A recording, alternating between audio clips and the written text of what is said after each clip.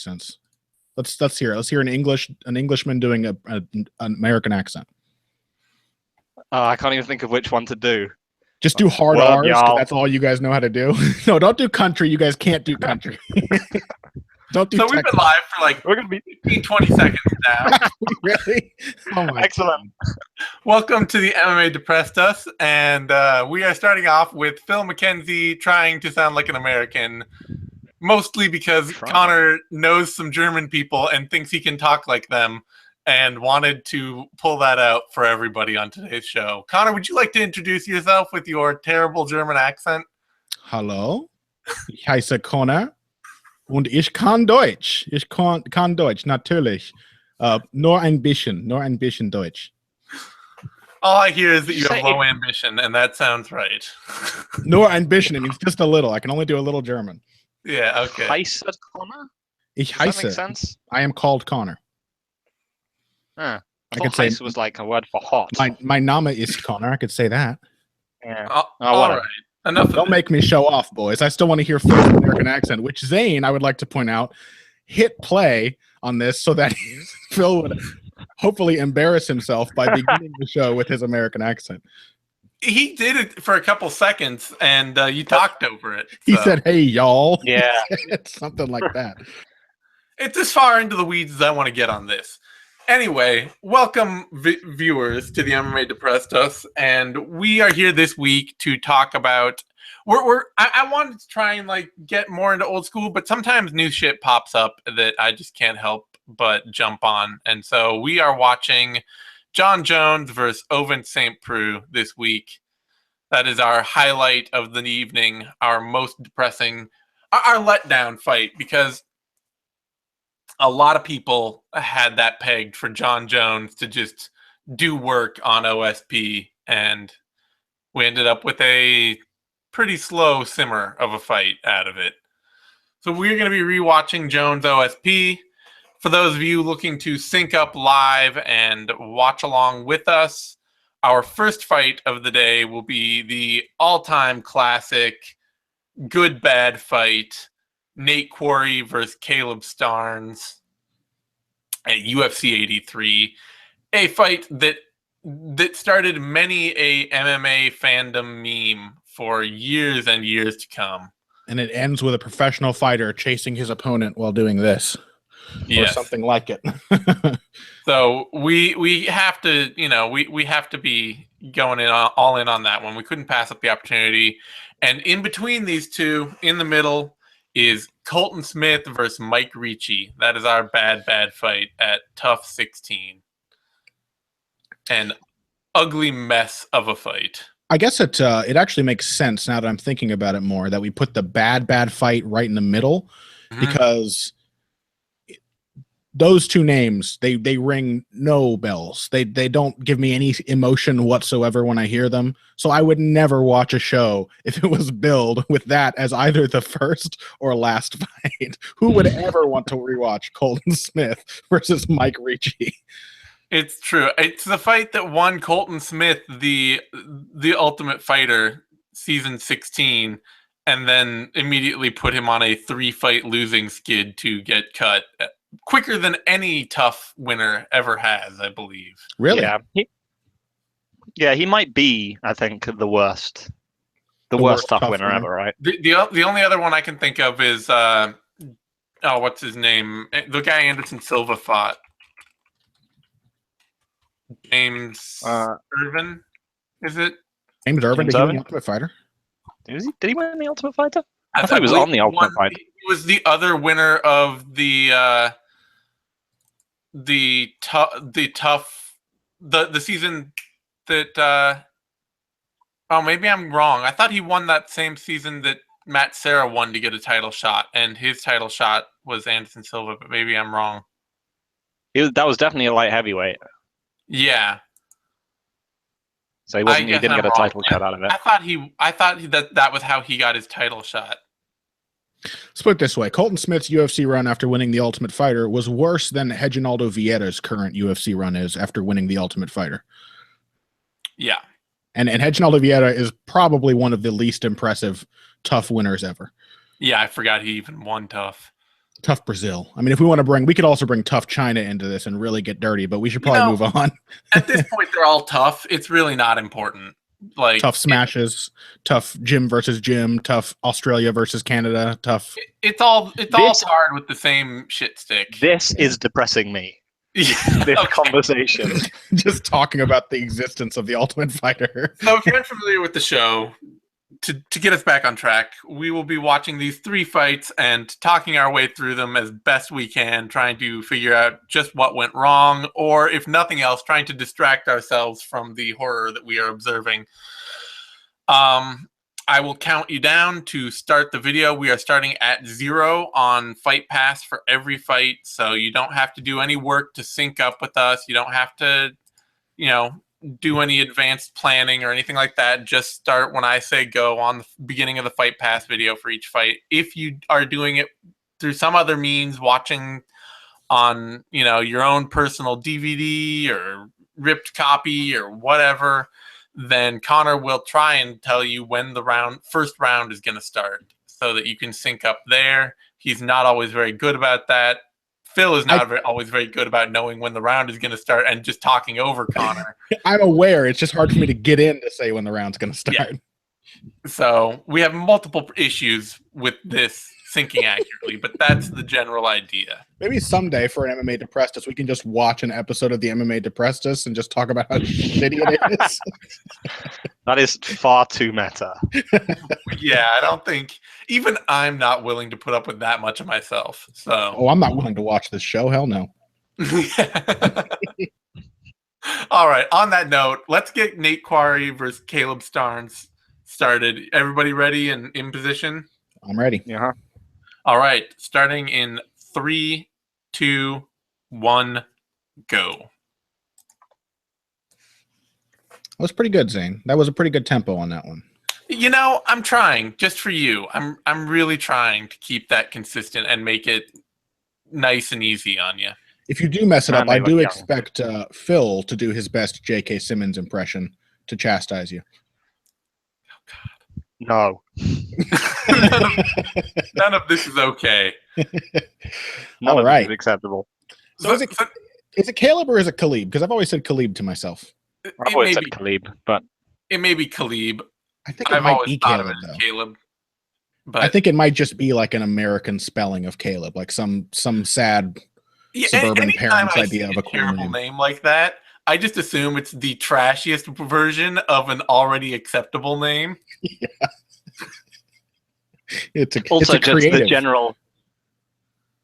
just the general American tendency to just like refuse to pronounce anything in any like foreign surname in any remotely foreign way.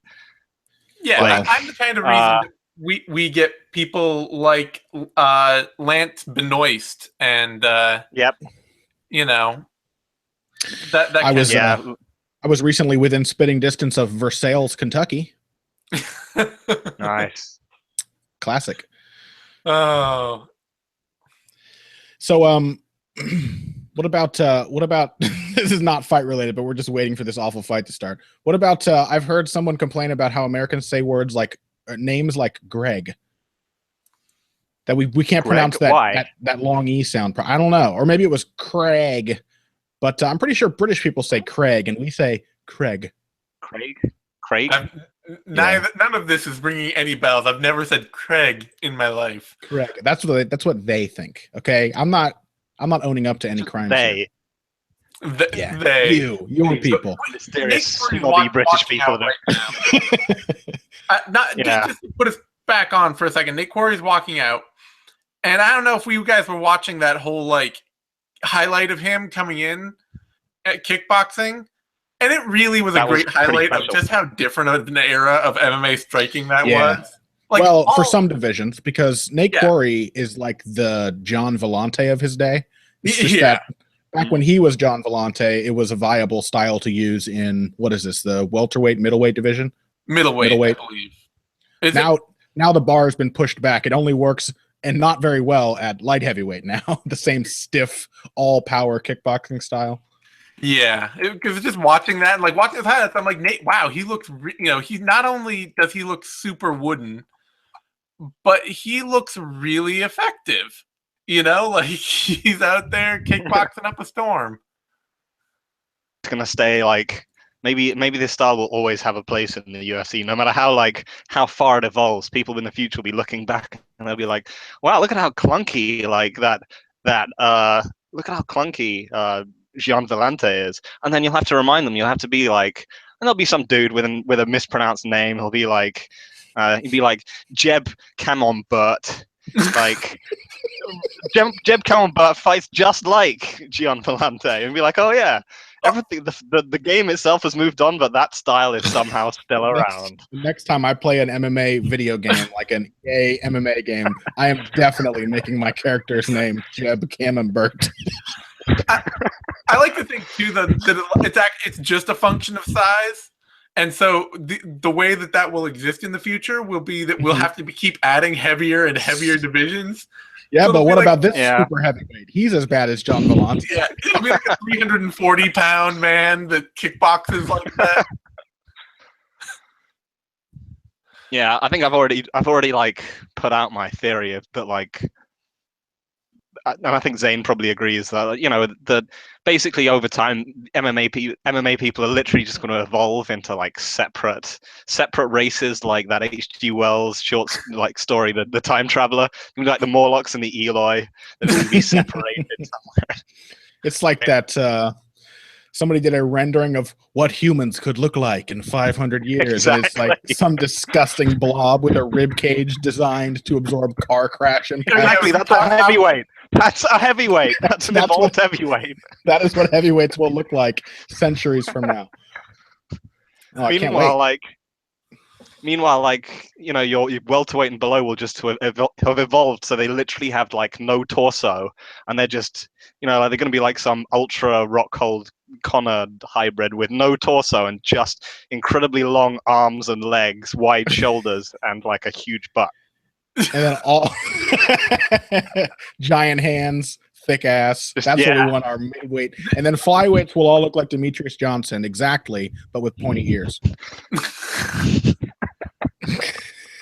And green, just like an army of little green pointy-eared Demetrius Johnsons. Demetrius Johnson might be green already. We don't really know. we don't know what I'm pretty sure we do, in fact, know from all the pictures we've seen of Demetrius Johnson that he is not, in fact, already green. He puts on all of that like full body stuff. Like, is this the conspiracy theory we're gonna start? Yeah. Well, you know that episode of Embedded when Demetrius Johnson like made a face because there was something on the dresser that his wife pointed out? It wasn't a sex toy. It was body paint. All right. He had to like make a joke out of it. But if the cameraman went upstairs at that moment, he would have seen his whole preparation area where he files down his ears, covers up the green skin. What I'm saying is Demetrius Johnson is a race of the future, and his progeny will take over the lighter weights of this sport in the coming years. Oh, God. Good way to start the show, by the way. This is possibly the craziest introduction we've ever had. Oh, Lord. So, I mean, there's definitely a sense already from the beginning, as we're about to get into this fight, that Caleb Starnes does not look like he's ready to be there. Yeah, but Surrey, British Columbia is in his corner. Mm. As the fans have just pointed out. Okay, first round is going to begin soon. Phil was just about to start speaking. Classic Phil McKenzie. Here we go. Round one, beginning. See, this is always the trouble. They always hold on. I was just going to say. My God, enough with the beauty shots. Round one begins now. My God, they gave you no warning there. Okay, sorry, Phil. Please go on. Yeah, it always makes you a bit bummed out when you see like someone with, especially in this kind of situation where you see one of those posters that they're holding up and it's got everyone's signatures on it from back home, and you get the impression, you get to imagine all these like little old grannies like huddling around in front of their TV, like, oh, I'm gonna watch Caleb. He's gonna, they're just gonna end up watching this, like. Yeah, the thing. So I have rewatched this. Go on. At least if he went out on his shield, maybe they could feel like, right, a kind of feeling of that he at least tried his best and did Surrey, Canada proud. Surrey, Canada, or did you say sorry, Canada? So I have Either. it should be sorry, Canada. It's accurate. It's sorry. Yeah. I have actually rewatched this fight relatively recently, and it is not going to be the experience we had with Anderson Silva versus Talis Latis. We're not going to come away from this realizing that it's a great fight, but okay, this was the same era where people were basically MMA fans basically were just not willing to watch somebody box. And I will tell you in advance, as we're seeing some of it now, Khalib Starnes does not just run away in this fight. He actually does an okay job boxing at points. Probably the biggest fault that you can see just from the beginning that is what is most reprehensible to the eyes of the classic fan and is still a bit of a problem is that he bites hard on everything. Mm-hmm. Yeah. Really, really hard. He does not want to be in range with Quarry throwing punches at him. So his arms are constantly flinching up to his head or flinching down to his body. Every time a kick comes in, he's flinching his leg back. And so even though, as you say, like he is actually he's stepping with a reasonable in and out boxing game. Yeah, this is not the worst thing. Like he's jabbing, he's keeping his guard up, he's deflecting, he's moving laterally. There are a lot of things to actually like about this, and I almost think that maybe the booze made Khalib Starnes actually turn into the desperately running guy that we remember from round 3 of this fight, whereas before that he was just kind of trying to stay out of boxing range, which is, I wouldn't shit on Josh Thompson for staying out of Nate Diaz's boxing range, even though this is basically what he did. I think it's also just it's a little bit of that reactive nature. It really still makes it look even uglier, even if you're willing to give him all the credit for it. He looks frantic. He doesn't look like he's in control. No. Not in this fight. I can't remember. Am I incorrect? Did someone break their hand in this fight or something? Maybe he said, or maybe he said something about not wanting to injure himself because he wasn't being paid enough. Like that was his justification for spending the last 2 minutes of the fight just jogging away from Nate Quarry, is that he wasn't getting paid enough to stand and trade. And I think that is more than anything what cemented the idea in the minds of the MMA world that this was a terrible fight where someone literally just did not show up to fight. But like this right here, this isn't that bad. This is he's not winning, but he's making decisions that make sense. Now he's Nate Quarry now he's kind of he is actively getting pushed around at this point. Definitely. Nate, so let's talk about Nate Quarry's style, because this is, I think, the era of Muay Thai and Jiu-Jitsu. Do you remember when that was the big combo in MMA, when every MMA gym just had Jiu-Jitsu classes and Muay Thai classes? This is the era that Nate Quarry comes from. So you see this really square stance. Everything's a full powered strike. This is like Boss Rutan's brand of Muay Thai.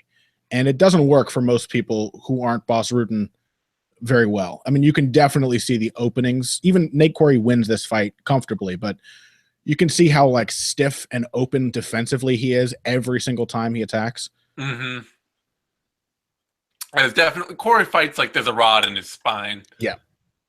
And not in a good way. Not like some guys have really good posture.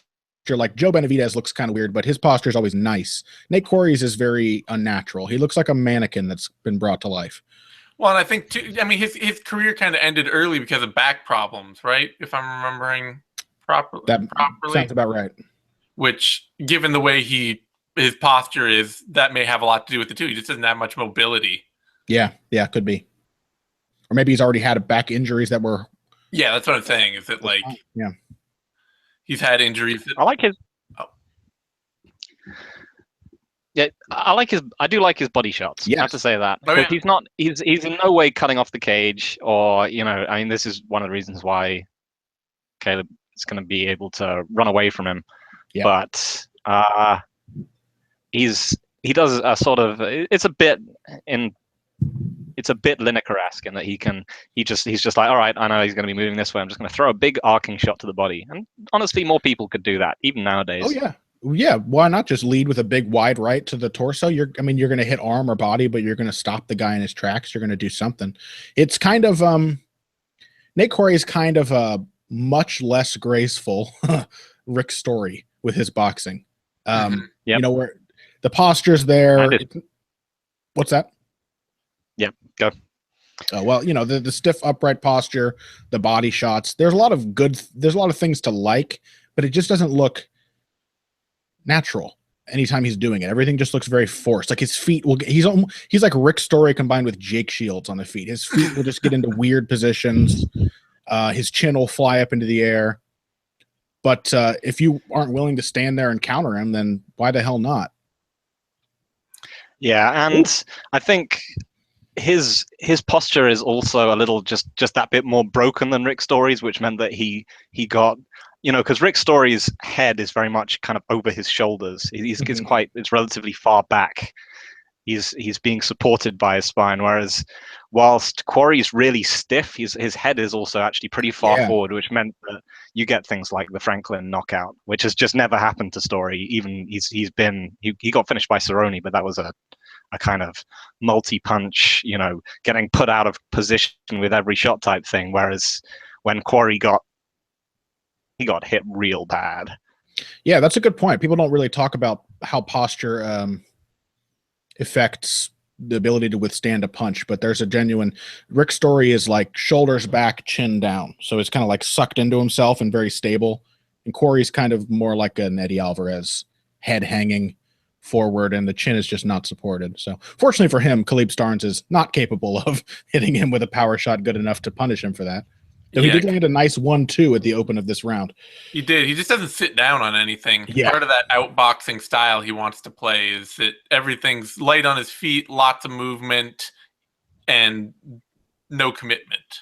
But see, like right here, this is not just running. When Quarry loads up and comes after him, he retreats, but he's actually trying to probe and get in some shots, and he's trying to counter Quarry's kicks. Yeah. Part of it is too that, I mean, neither guy is a natural middleweight, but Starnes may not even be a natural welterweight. Yeah. You know? Well, also, as Phil pointed out, the fact that Nate Quarry doesn't know how to cut off the cage kind of exacerbates the fact that it's not a satisfying fight, because when Starnes does want to run away, he can. Yeah. Although I will say, too, in Quarry's favor, he's really surprisingly nicely ambidextrous for how wooden he is. Mm-hmm. Yeah. Like, he throws everything just as naturally with his left hand as he does with his right. And just with about as much power. Yeah, I think it has something to do with how square his stance is, too. Yeah. So he doesn't point himself at Starnes' center line in any way. He just kind of squares up in front of him and throws hooks. But feet square is a great position from which to throw hard hooks and kicks. So it makes sense. Yeah. Yeah. I don't hate I quite like the way he kicks he's quite good at kicking on the retreat as well. You know, when he knows that Starnes is in his range and Starnes is going to back up, he's pretty decent at picking up on that kind of lead leg, like he was there. Yeah, it's not for my money. It's not the worst kickboxing bout in the world so far. Just Starnes is not really physically ready to be in there. He even tried to put on a good show of offense there, but I think that's just a really good example of Starnes, how like physically overmatched he is, because not only could he not slow Quarry or hold Quarry down in any way, but he landed like 2 or 3 good shots that did not even seem to like phase Quarry a little bit. Yeah, it's a bit like the Guida Maynard thing, right? It's the what do you want this guy to do to win this fight, which he cannot win? Like he could. The only way I could conceivably see of someone like Starnes winning this fight is if he somehow Jake Shields Quarry. If he just threw out so much useless volume that like it could dissuade the judges and you know, like baffle Quarry. But the secret to Jake Shields being able to do that is that he's one of the like hardest to knock out fighters ever. And he knows it. He's absolutely fearless. Even though he looks terrified every time something is happening, even when he's throwing his Starbucks latte, he's really, really hard to shake. Yeah. Starnes he's getting a little, like everything that lands, it's just buzzing him a little. It's all coming a little too hard, a little too fast. That's a nice reactive knee from Corey, I gotta say. He's thrown that a few times in these exchanges. And Starnes, the thing too, like, yeah, you could see Starnes' game just isn't really together. He had to stop in his tracks and think before he shot for that takedown. I think that's part of the reason why Corey was so easily able to see it coming. It's not integrated into his movement. It's like he's moving laterally and he's escaping, or he's standing in front of you and he's throwing, and he can't really do both at once. Yeah, it's kind of a game that looks like he trains at a boxing gym that also has an MMA coach that is like, yeah, I'll teach you the rest of the wrestling and grappling part of it while you're taking boxing classes. Even then, I mean, he's not a great boxer. The ideas of good boxing are obvious and present in what he's trying to do here, but the execution is pretty poor. Not every boxing gym's going to train you to be a good boxer. That is very true. And not every student is capable of being a great boxer. Yeah. Even at a great gym. It just looks like that's what he's working with, somebody who spends a lot of time working on their boxing and then also like has picked up some MMA basics. Yeah, it does. I think that's part. The leg kicks are very effective, maybe for that reason. He's trying to like pump in this double jab and set up a right hand, and Corey just chops him in the back of the thigh, and it throws everything off. Yeah, I mean, to the same effect of that, Corey definitely seems to be like, I fought at a Muay Thai gym that also teaches jiu-jitsu. Yeah. Corey to me looks like a guy who started in jiu-jitsu and then learned pretty bad Muay Thai. Like that's, but his game is obviously put together much better. Yeah. So I mean, it's not a boring fight at all. No, it's not terrible. Infamous round 3. This is where the silly memes and stuff come from. But up to this point, it's an okay fight. It's unremarkable, but not bad. Yeah, it's just one guy who's pretty much totally outmatched. Yeah, pretty much. He's just. And I enjoyed. I mean, look at that weird foot thing that Corey does. Like he's ready to throw a kick or shift, but he's just punching with one foot on the ground. It's very much the Jake Shields. One of my feet is accidentally stepped on a roller skate mid-combination. Oh, man. It definitely had that look. He did it once earlier in this fight, too. That's the thing. These little ticks that keep Nate Corey from really looking like a good striker. The sort of awkwardness of his movements. Yeah. That was definitely nice. The double right hook. He's willing to throw whatever he can, that like whatever isn't planted on the ground in at any moment. It's like, yeah, he's got good eyes too. You got to give him credit for seeing openings very well and capitalizing on them. It's just that he doesn't know how to put himself in the right position before he capitalizes on those openings. Stunn's landed a decent jab there, but I think his main problem is basically that as soon as he commits to something, Corey doesn't really have, much in the way of defense, but Corey knows as soon as Starnes punches him, he can punch him back, and he can punch him back much harder. So like Starnes is just like, as soon as I try and hit this guy, he just does 1-2 leg kick. He's still trying, by the way. He landed 2 nice right hands in an exchange there. But yeah, like this, every time. Yeah. Corey basically knows that when he puts Starnes on the defensive, he's not going to be thrown back. If he's running away, he's not going to be countering. So he can. But Starnes knows that as soon as he punches, he's just getting punched back, whether it lands or not. He's getting punched back, so it's just disincentivizing him from throwing as the fight goes on. Yeah, which is why we see he just threw a little jab there, and then Corey just immediately throws a hook. And to in Corey's favor too, he's also in pretty good shape, and he hasn't been pushed in this fight at all. So as the fight, even though the fight's getting late, it's more like he's getting more motivation that he should be cranking in and trying to finish this guy, rather than letting off the gas and thinking about just easing out the decision. So you can see like a lot of the combinations he's thrown in this round are with a lot more intent to really go after Starnes. Yeah, I think Phil's point about the counters is really, really salient, actually, because like we're seeing little flashes still about 3 to 2 minutes into this final round, but it's starting to happen less and less, where Starnes is not really trying to set things up as much. I think he's tired too. I think the body attack has probably affected him. He looks like he's pretty loose and not in a good way. Yeah, this fight is a lot less boring than I remember it being. Yeah, it's because the two, like the however long it is at the end has really like colored this fight. I just remembered it as being. you have this idea in your head that the entire fight is just Nate Quarry mocking Khalib Starnes as he runs away, but it's kind of just a fight, and it has a hilarious final minute. It's kind of like Mitchell versus Danny Mitchell versus Igor Araujo in that way, where it's just kind of an okay fight, and then it ends ridiculously. Yeah. Worth noting for its historic moment, and otherwise just fine. Yeah, pretty much. Yeah, I think Starnes has basically now decided that he's not going to win this fight. Yeah, he sees the clock. He knows he just needs to survive and like be done. He doesn't need to get knocked out. And I mean, it is like a shitty way to go about it. But what we know about fighter pay, there really is no reason to get knocked out for like $5 grand. You can kind of sense him thinking that now. I've just checked the audio. The crowd is indeed booing. They've really started booing in round 3, and I think that's the point where he's like, you know what, fuck this. I'm not going to beat this dude. I'm just going to survive. And it ends up being a really bizarre. And also, I think the booing makes Quarry really frustrated as well because he wants to be putting on an exciting fight, as you can see. Yep, and really, that's like.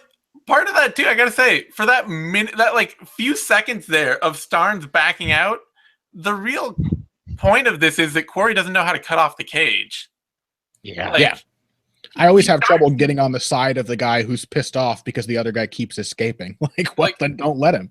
Yeah, Starnes is not actually turning his back on Nate Quarry, although that's hilarious. I do have to wonder though, like what's going on in Khalib Starnes' head that he sees that and he's not like, I gotta fucking nail this guy. Yeah. Like, how do you not see someone doing that and then just plant your feet and throw at him? He's not ready for anything. Yeah, that's the point where you really do wonder, like, what are you thinking, dude? Like, the dude in front of you, you just throw a head kick to the side that his stupid, fist is on. What's he gonna do to block that head kick? Who is this dude grabbing Nate Quarry around the neck? Because he is the most MMA dude I've ever seen in my life. But really, like, not a terrible fight. A lot of the story of Quarry mocking and like the running thing, like Starnes is right there facing him. You're just so foot slow you can't catch up to a dude who's literally just backing away from you. Yeah, I mean, the first time he did the running man, he actually closed distance and landed a shot. But then he was doing this thing, the weird elephant trunk punch, and that is the part where I'm like, okay, yeah, Khalib Starnes gets a little bit of the hate for me at that point because sure. You see that in front of you, like just pride alone, you gotta throw something back. Yeah, I mean, we knew from the moment of go, just because of the history, that Starnes was not there. That Starnes was not gonna, he's not there to win this fight. But there's definitely, like, by the end, it does feel very much like, well, why are you fighting, dude? Really, like, you've been paid less. What are you really here for? Is it just to get rich? Because that's a really dumb reason to fight MMA. Yeah. Well. Yeah, you never know. If he tried to head kick him, maybe the elephant trunk thing would have proven to be like the next great evolution in MMA defense, like the next level of the cross-arm block, cross-arm elephant block. Maybe the shades of Archie Moore. Like, caught his foot in the offhand, like with his hand, and then like pulled it across and like wrenched it off and just beat him with it. And we'd all be like, "Oh my god, why did nobody think of this technique before?" Some 52 blocks. But, this is the next like wacky kind of high-level invention we're going to see from like Firas Zahabi at TriStar. He's going to suddenly, they're going to have evolved from like that high elbow forearm frame, and it's just going to be wrapping in the elephant trunk with it as well. I would love that. I would really love that. Firas is just like in like his office pouring over this tape over and over again, busts out the door. George, Eureka! There's got to be a reason that Khalib Starnes wasn't able to counter it. There's got to be a reason. He's got like one of those things on the wall with like pictures of pictures of the Elephant Guard and then like a line connecting it to like maybe like Rory going for the Imanari roll and then to Attack like with a string connected to like Rory's GSP's Imanari roll.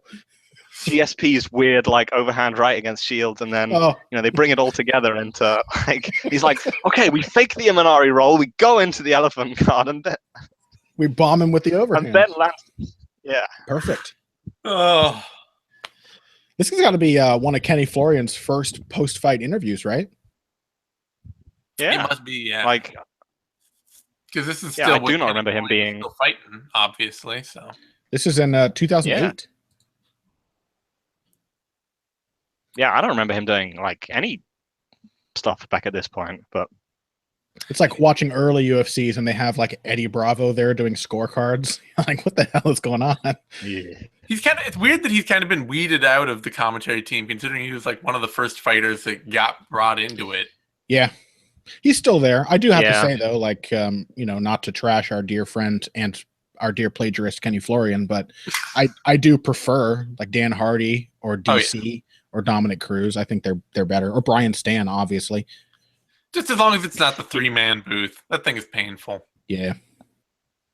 Yeah, I think so I think the problems were the plagiarism thing, and also like he was with John Anik a lot, and it was pretty difficult to like for a newbie to distinguish between two nasal Bostonians. Yeah.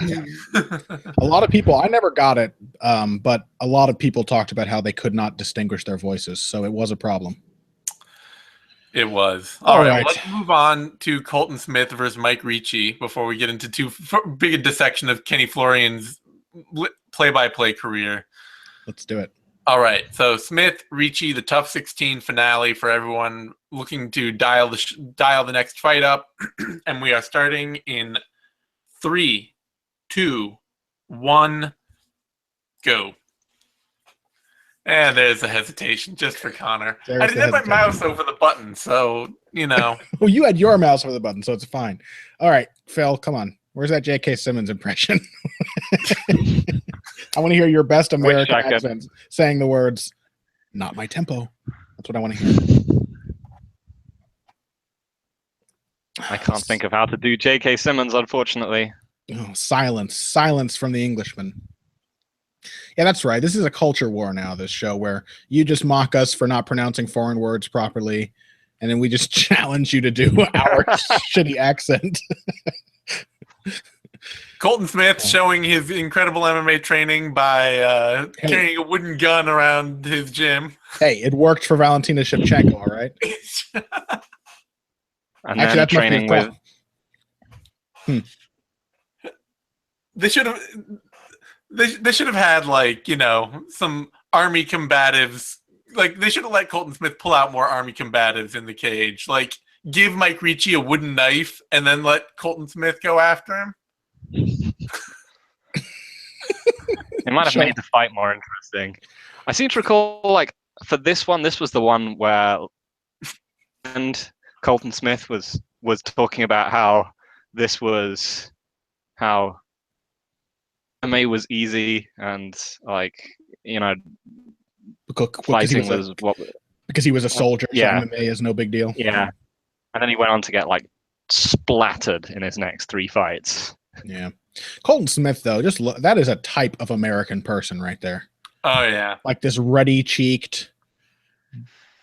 I don't know, like this Colton Smith. Colton Smith is just Army officer. Colton Smith is just. Look at the American flag. There we go. To highlight it. About as Jarhead gets. Yes, I think that's what I'm looking for. The high and tight haircut. Yeah, everything about him. And Mike Ricci is. But he is the evil one in the generic Marine squad. He's the one. He's the one who's like. He's the one who's always been like.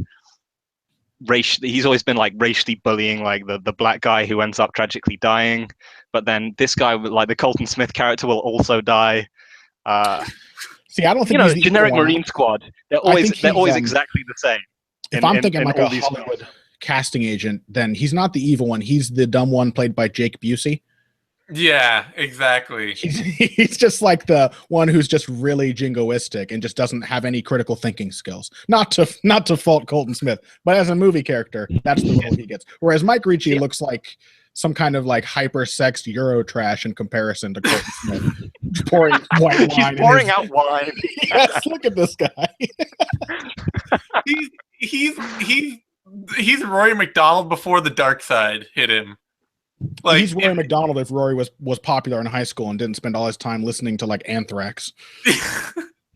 or burying bodies in his basement and figuring out how fast they dissolve with quicklime. Yeah, he's Rory McDonald, except the first time he killed a squirrel, he was like, not for me.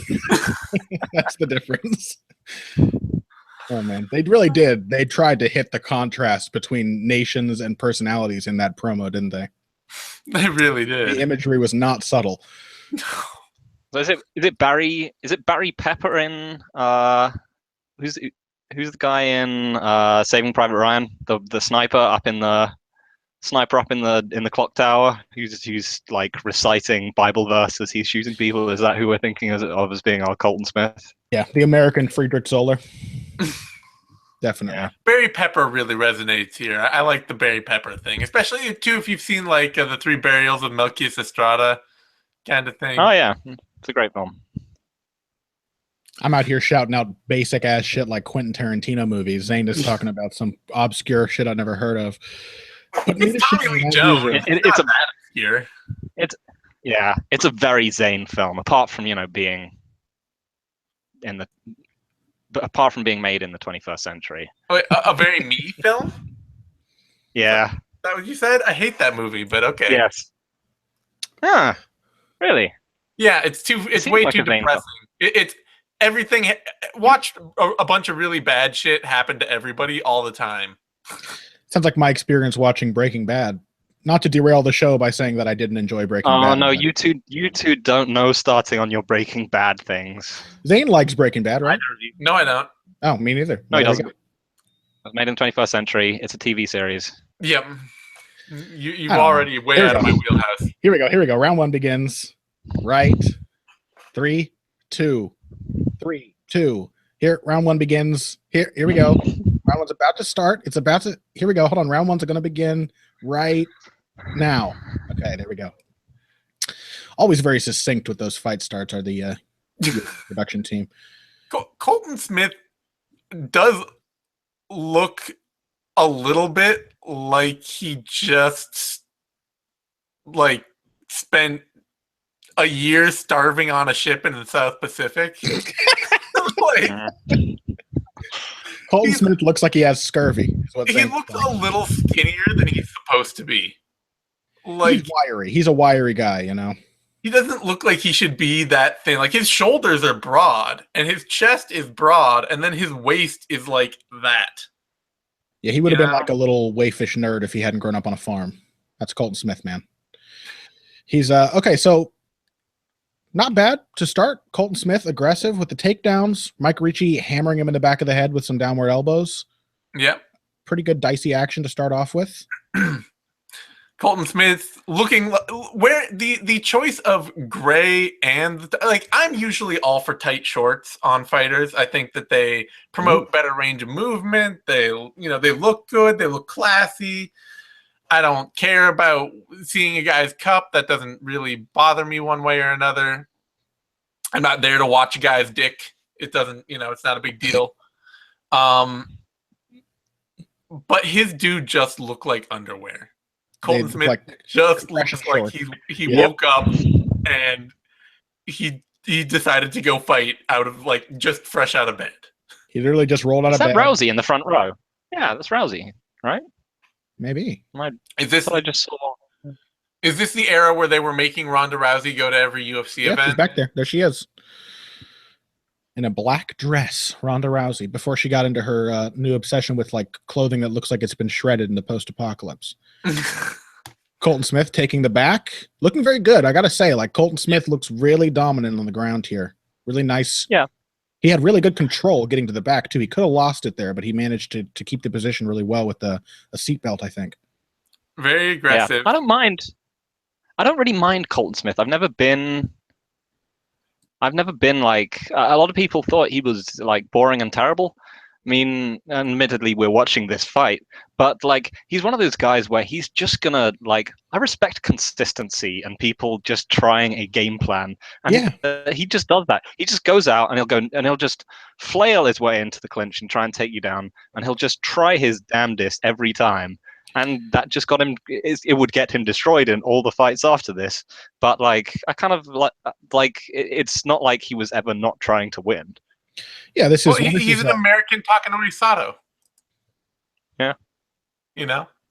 Yeah, in a way. This is hosting the show is team process.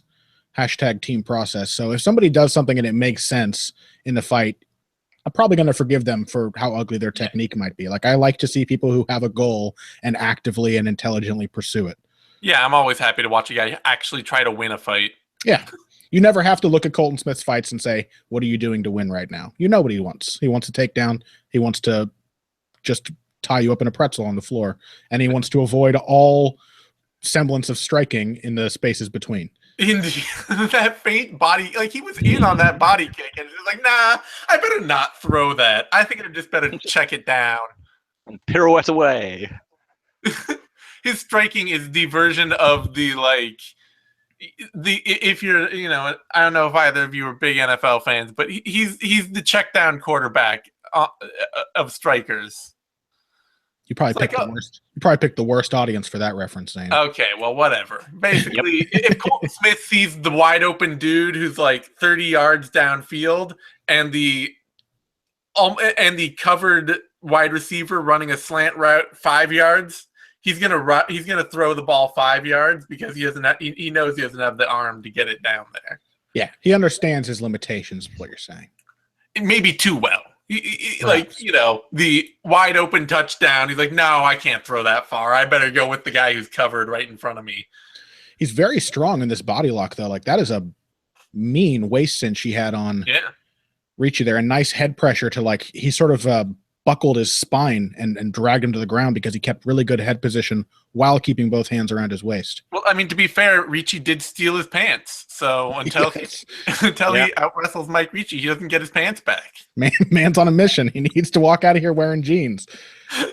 Yeah, it is like the whole like underwear thing is unfortunate because he looks like such a generic Marine. It does make him look like he's just popped out of one of the scenes from like Full Metal Jacket or something. Well, yeah, he just got woken up in the middle of the night from his barracks bunk for this fight. The alarm went off, and he's like, "Oh shit!" He didn't have time to put his clothes on. It was either get beaten with a sack full of soap or fight Mike Ricci. Oh, but yeah, like who beats like I know he went on a 3-fight losing streak, but they were all like, were they all like super tough matchups? Because like one of them was Robert Whittaker. One of them was was it Carlos Diego Ferreira? I can't remember what the third one was. Like, because in retro, it's like at the time people were like, admittedly, Robert Whittaker and then Carlos Diego Ferreira. Those are tough matchups. And then he went on a 4-fight winning streak since leaving the UFC. They're all especially terrible matchups for his style, considering that Ferreira and Chiesa are both way better grapplers. Yeah, Chiesa is a better wrestler, and Whittaker is just impossible to take down. Yeah, I mean, those are like, because I mean, we've been unfair to him, I think, maybe because we said he was the worst tough winner. But I mean, there's really no metric for saying that because he just met like. I have to love Ricci straighten the ball and then running after him in the Ricci's just like hobbling around, clutching his groin. He's trying to ward Ricci as like oversexed Eurotrash.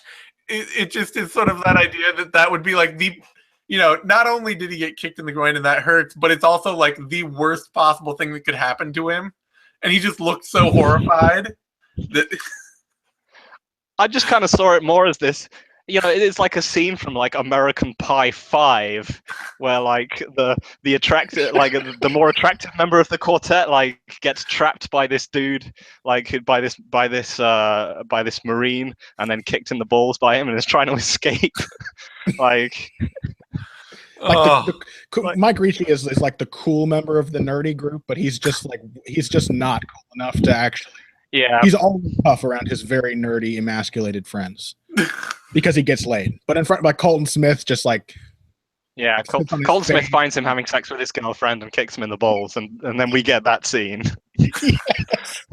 I do like Zane's angle, though. I like the idea that Mike Ricci was really worried about his sex life when he got hit in the groin. It's like, what am I going to do after drinking white wine?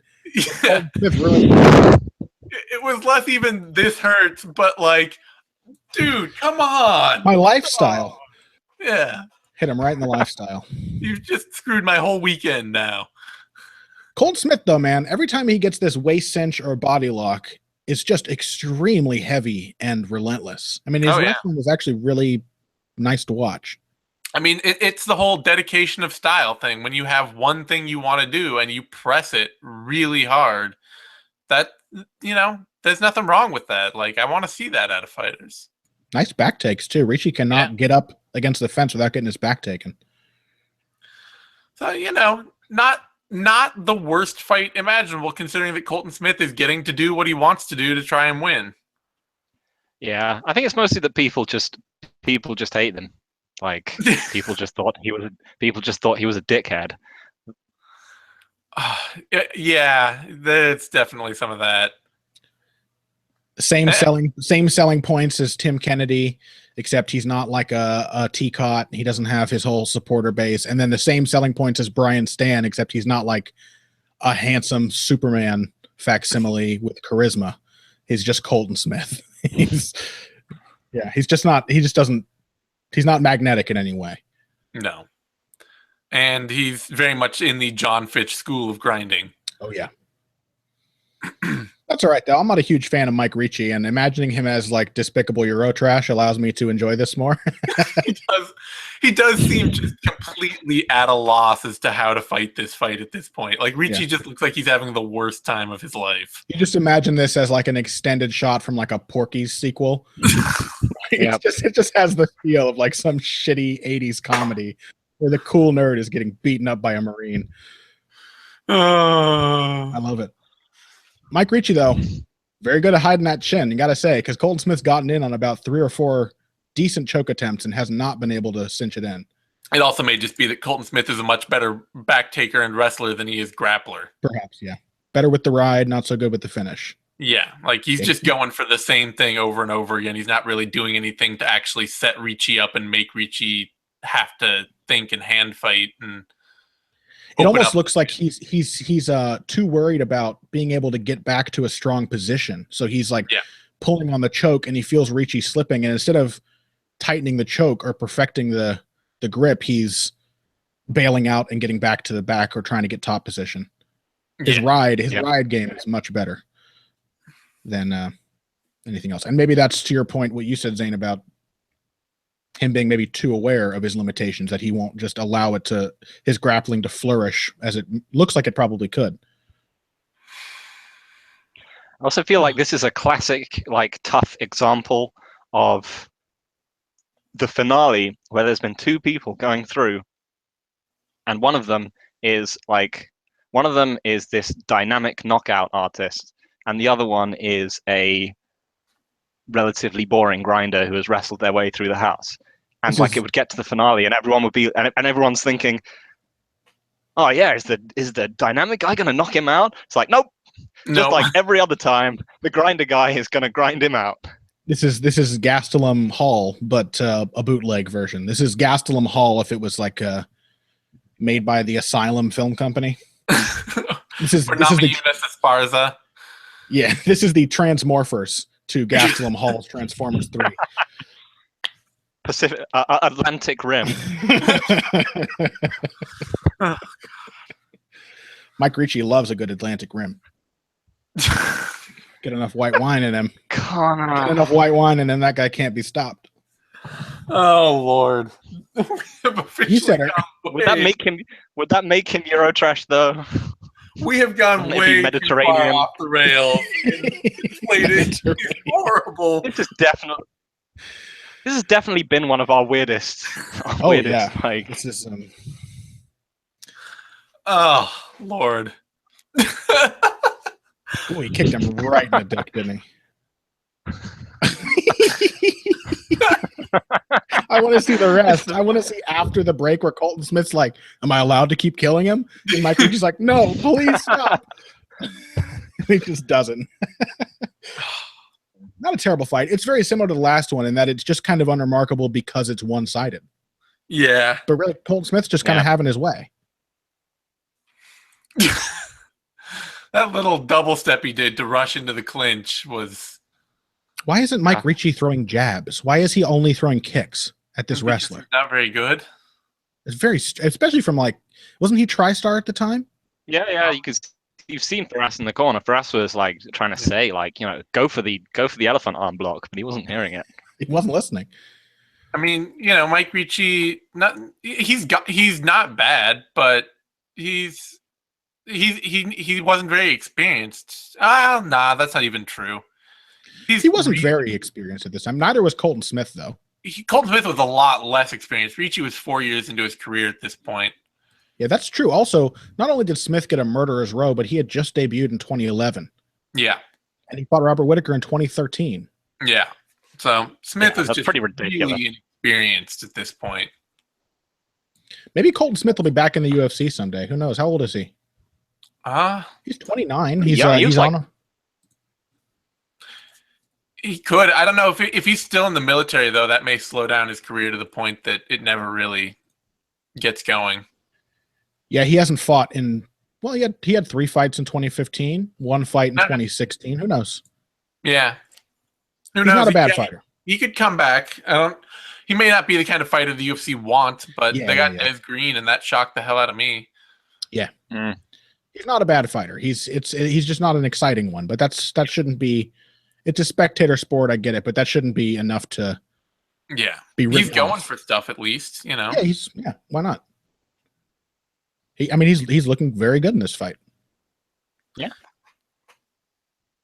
it is a fine win, even if he did it in his boxers. Yeah, like I have underwear that looks exactly like that. Exactly. It's hard to unsee, especially with like the like boxer brief shape. It just they look too much. We're learning a lot about Zane in this weird edition of the MMA Depressed-us. We know what kind of underwear he wears. We know I wear underwear. Was that really like that? We know exactly what they look like now. We also know how you feel about seeing men's cups. It doesn't bother you. That's true. Nope, it does not. I'm an open book. I'm an open book for your terrible Pacific Atlantic Rim Euro trash horrible insinuations. Yes. Yeah, so Mike Ricci, he's basically is Rory McDonald without the athleticism or the knack for fighting. Yeah, like without the fight IQ almost. So, yeah. Nice. Like Rory really likes fighting. And I don't think Mike Ricci does. He's just kind of like okay at it and just has decided to sort of go with it. But Colton Smith, like I will say too, he probably doesn't overthink himself as much as Rory has gotten to at this point in his career. Yeah, Ricci being an MMA fighter is really just a selling point for his flourishing male escort business in Canada, where he just like romances middle-aged women. Whereas for Rory, it's just it's a cover for the violence that he brings into every other part of his life. Yeah. Like, oh no, he's not a serial killer. He just looks like that because he's an MMA fighter. Yeah, don't worry about it. Don't visit his cabin. Just don't go near his backyard. He cut his hand with an avocado, like you do, or a cupboard. Yeah, he wasn't messily wound from a victim. He wasn't messily decapitating a still living victim. He was just trying to peel an avocado. That's all. Yeah. McDonald's fine. Okay, just don't look into it. Mike Ricci is doing stuff. Yeah, he got the back. He was able to wriggle out, get the back, and get on Colton Smith. Colton Smith trying to farm strong his way out of it. Yeah. Oh, nice job. Armbar. That was a good transition from Ricci. Nice to just lock onto that arm. He's not going to get it, but there we go. Back to the waist cinch. Back to the big brotherin'. Yep, back to the ride. Yeah, pretty solid performance from Colton Smith, gotta say. It was not a fight that I would rewatch if we weren't doing this show, but it wasn't terrible. No, he knew what he was doing, and he won the fight start to finish. Yeah. Worked for it every minute of every round, and then looks way too pleased with himself. I mean, he realized he won the Ultimate Fighter. He won a bunch of money, but his comments too about how easy MMA was, like, he really does look like he feels like he just like fast-tracked himself to a world title. There's a little bit of that sense there. Well, you can definitely see what Colton Smith is saying when he says that MMA is easy. It's basically like the amount of will and dedication it takes is nothing compared to what I've been through. And that's not an unreasonable point to make, but you can definitely see in his style that he kind of thinks that will and dedication are enough just with the skills that he has. It's just like being dogged and going after his opponent. That's going to be enough. And then he fights 3 killers in a row and gets finished in every fight. It's just a rude awakening for him, I imagine. Yeah, it's a bit like the Rousey Chael thing, I think, in terms of his kind of mentality, is that he's just like, you need to go forward, you need to try as hard as you possibly can. If you're running into problems, you need to just try harder, you need to move forward more, and it just means that when something goes wrong, the whole thing goes downhill so fast because he just will throw himself more and more into getting destroyed until until he's finished. So like those fights were like, destructive blowouts, basically. I mean, Chiesa, he kind of as far as I can recall, he basically just charged Chiesa, and then Chiesa just flipped him and choked him out. Something fairly similar with Ferreira, and meanwhile, Whittaker was doing that kind of weird, low hitman stance, just waiting to counter him with the right hand, and he just kind of literally sprinted into counter rights for the whole fight. Hitman stance. You hear that, Zane? I do. That is a man who has played Tekken. I know that. That's what they call it. Who has a hitman stance? Who has a hitman stance? Is it Huang? I think it was Lee. I think it was Lee. For our video game fans. Chael Sonnen, by the way, would have loved to coach Colton Smith on The Ultimate Fighter. I mean, that's a very good parallel you raise, but the kind of stuff that, I mean, I always thought Chael was actually a really good cornerman when he was on The Ultimate Fighter with Jones. And this is exactly that, like, just process. That's the kind of stuff he advises, like hit somebody back when they hit you, take them down when they start to make headway, like just keep the pressure on however you can. But that does mean that, when it goes the other way, it can be pretty disastrous because your response to everything that works against you is to just try the same 3 things you do twice as hard, and the counters get more and more vicious as you do that. Yeah, I think that can be a problem, like in general with fighters who have too much of a fit with their coach, is that they have the same, if he was with Chael long term, they tend to have they can have the same blind spots. Sure, yeah. Like that can be an issue. That Chael Sonnen has some kind of well-known blind spots in his game.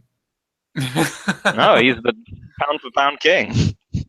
Best triangle defense in the game. Yeah. 5-time UFC champion, as far as I can remember. He did tear Jon Jones' toes off. Just as a random thing, what do we think is going to happen in like Jones, not Jones, in Sonnen Wanderlei? Because I don't really have any idea, because I'm basically pretty convinced that Chael is completely mentally broken. Yeah, going into Chael's last fight, I really was kind of thinking, I was like, my memory of Chael Sonnen is a guy who actually is a pretty decent fighter and works pretty hard and is going to go out there and win fights. And then the way he showed up in that fight is just like, okay, you look like you're Bob Sapping it out there. Even if you're not, you don't look like he didn't look like he was capable in nearly the same way as the dude who went toe to toe with Anderson Silva twice. Yeah. And I actually think, I kind of think he's been broken since at least, I think he was mostly broken after Silva 2 and was completely broken after Jones. Yeah. And I totally include the Shogun fight, because the Shogun fight is totally uncharacteristic and also coincidentally exactly what he tried against Tito. He was like, he didn't try and he was just like, oh, Shogun's wrestling with me, and he went for a guillotine. I guarantee you, if that guillotine didn't work, he would have gotten taken out of there within one round. This is like your theory of Phil has a very good theory on Shogun Machida too, which is that basically Shogun was not capable of fighting the same fight he did the first time, but Machida came in not wanting to give that fight to him again. Whereas if Machida had fought the same fight he did the first time around, he probably would have won, but he didn't know that Shogun was now like this static, power-punching, chin-relying behemoth that he's now become. He still expected him to be this aggressive leg kick machine, and that Shogun was gone. We got a pretty nice shot of the fancy bike that Colton Smith is going to have to sell to pay his bills. Oh, the fancy bike that the UFC won't let him ride, although that's not an issue anymore. Yeah, I mean, he just had to sell it, so who cares? All right, shall we move on? Yeah, let's move on.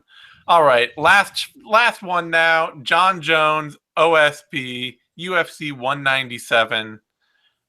Give you all just a second to find it and get ready before I count us in, because I don't, I want to be fair here and make sure everybody's with us.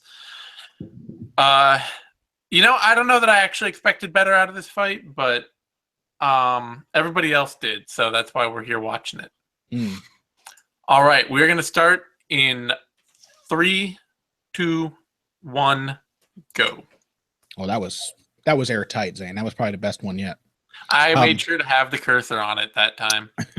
So what were your expectations then for this fight? Because I think for most of us, it was disappointing in, I don't know, in a weird way. We can talk about it as the fight plays out, but what were your expectations going into this? My expectations were that Jones was probably might. God damn it! Wait a minute, my fight pass has crashed on the first. Oh, that's okay. You can. Do you want to restart, Zane? You wanted to catch up? Yeah, let's just restart. Okay, sorry, people. Okay, we're gonna restart the whole thing because Phil is terrible. We only got 40 seconds in. All right. So, 3, 2, hold on. 1. Sorry. Go. Good thing I got ready there, Zane. I was crying. Hold on. Wait, where are you guys at right now? Because now I'm off. I'm at 52:30. Okay, let's restart again. I'm sorry, I wasn't ready. I had to refresh my page. Why'd you have to refresh your page? You can just hit the little start over button. Because it wasn't working, so I had to refresh it. All right. Everybody ready? We're all ready. Anybody need to go potty? Well, now that you mention it. Okay. 3, 2, 1, go.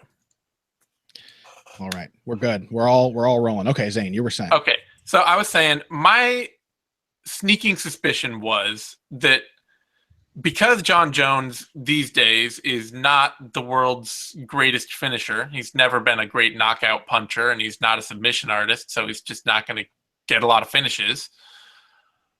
And OSP had largely for his career, he's faded a bit on this, but has largely for his career been tough, that Jones' reliance on being a dominant clinch force would make this a much uglier fight for him than it had been, because OSP is a fighter he was unlikely to muscle around inside. That's a good read, I think. Yeah, OSP's. Yeah, I think the expectation for me going into this fight was that, yes, OSP was kind of a bootleg Rumble Johnson. Power, size. He had a lot of things that we had seen give Jon Jones trouble. My expectation. Yeah, we were talking about that before, I think, right? Yeah. He's a weird southpaw Rumble. Yeah, right. The big counter punches, the reliance on power, pretty fast. Yeah, a lot of these things that would have made Rumble a dangerous opponent. And then the expectation based on that was that Jones would just lean on his wrestling and would just take OSP down over and over again. What happened instead is that Jones, we'll see how good my memory is, but I remember Jones just not closing distance at all. Well, I think what happened, and we'll see it once, as you say, we'll see how it plays out, is that there are a few instances in this fight where Jones, he closes OSP down into the clinch, and OSP is able to push him out of it. And then other instances where Jones tries to walk him down and gets hit really hard. Yeah. Like really, really hard. And I think Yeah. the understanding from him that he couldn't control the clinch easily. He didn't have the leverage, because a lot of Jones's great clinch game is his leverage, his size and leverage that he can use there. He couldn't find the leverage inside, and Jon Jones, like, pocket boxer is not a thing that exists. He's got to have his hands on you or his head against your head to look good as a boxer. For the most part. Some improvements, but for the most part, that is true.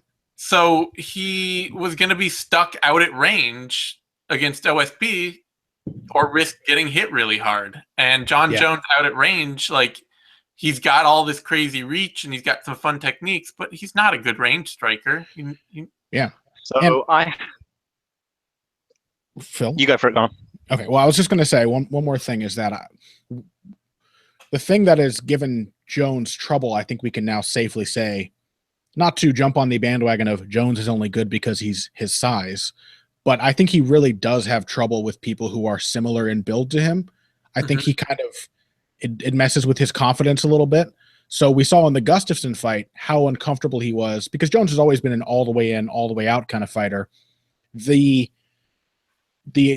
range, which encompasses that middle distance that he usually wants to avoid, is much larger against somebody who is his size. Like the end of his jab is only about 2 or 3 inches away from the end of OSP's jab or his straight left. So he feels like he's in the pocket even when he's outside. And I think that made it so that he wasn't comfortable closing the gap and getting to the clinch. But I think really, like, OSP showed, if nothing else, that you don't even have to be as good a boxer as Alexander Gustafsson. If you are Jones's size and you can make that middle distance a large and present fear in his mind, that he's not really going to be able to execute his game. Yeah. I have sort of similar theories to you guys, but mine is probably a bit more on the hot take side of things.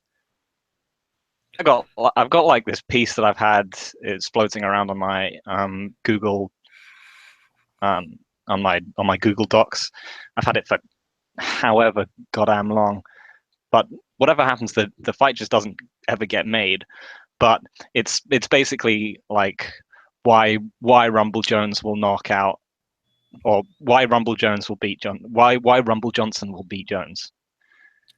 And like, because my theory about Jones is I think even more fundamental than I think the flaws are even more fundamental than the fact that he's uncomfortable in the pocket. I think it's that, but it's related to his size and his physicality. I think it's the logic gates of his style only work in one direction, meaning that his style works that, you've got the outer ring of where you want to, of his approach, where he's going to kick you in the knee, and then there's kind of the inner. There's his kind of, his boxing range, which is there. It's okay. And then there's the clinch. The thing is, Jones has never really shown any way that he can actively move between those phases. He fights people waiting for them to force through the outer phase into the first phase. He doesn't have linkages between he's not like Demetrius Johnson, who can punch into the clinch. Yeah, he doesn't have entry in his game. His logic gates only work in assuming you want to close in on him, and that's linked back to his size. That's linked back to the reach thing, because he's assuming that you must want to get in past his outside kickboxing layer. But what if you just want to sit there? What if you just want to hang out in his outer kickboxing range? He doesn't have the tools to change, to actively move you into the areas where he's actually strong. That's a very good point. His style and his mindset as a result is maybe built around his frame and what a fighter with his frame is supposed to do. Yeah, and I never really thought of this, but Jon Jones is the only amazing fighter I can think of who's not really a good phase shifter. Like, Jon Jones doesn't really set up takedowns with strikes or use the threat of I mean, he did some of that more in his early days, but current Jon Jones doesn't really do that. And I think you see that in this fight. Like, you could definitely say that if he had threatened the takedowns, he could have set up some nice punches or some entries into the clinch, but he doesn't really, because OSP just doesn't want to close the gap. And it's like Jones still wins comfortably because he's so good, and he's got he's got a more diverse skill set, better stamina, all these advantages, but in the end, he's not able to take over because OSP isn't really trying to take over himself.